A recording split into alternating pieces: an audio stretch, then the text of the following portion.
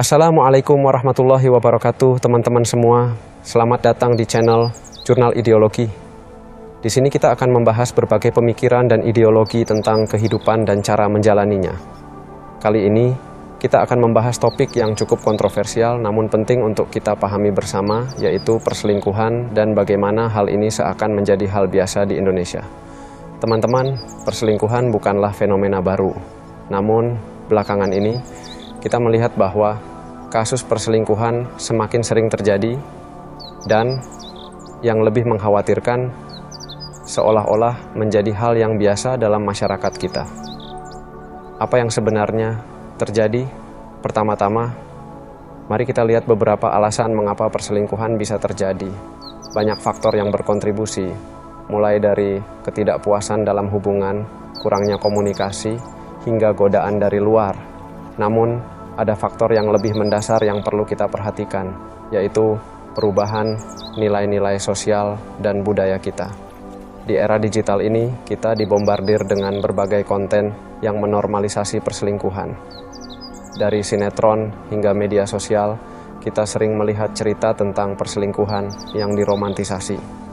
Hal ini tanpa disadari membentuk pola pikir bahwa perselingkuhan adalah sesuatu yang bisa dimaklumi atau bahkan dianggap sebagai bagian dari dinamika hubungan. Selain itu, ada juga faktor tekanan sosial. Dalam masyarakat yang sangat menghargai status sosial dan materi, banyak orang yang merasa tertekan untuk memenuhi ekspektasi tersebut. Ketika ekspektasi ini tidak terpenuhi dalam pernikahan mereka, beberapa orang mencari kepuasan di luar pernikahan mereka. Namun, kita tidak boleh lupa bahwa perselingkuhan membawa dampak yang sangat merusak, bukan hanya bagi pasangan yang terlibat, tetapi juga bagi anak-anak dan keluarga besar mereka. Anak-anak yang melihat orang tua mereka berselingkuh seringkali mengalami trauma dan kehilangan rasa percaya. Mereka mungkin tumbuh dengan pandangan yang salah tentang cinta dan komitmen.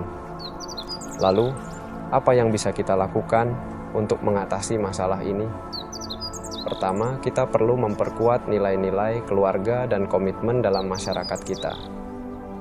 Pendidikan tentang pentingnya kesetiaan dan komunikasi dalam hubungan harus dimulai sejak dini, baik di rumah maupun di sekolah.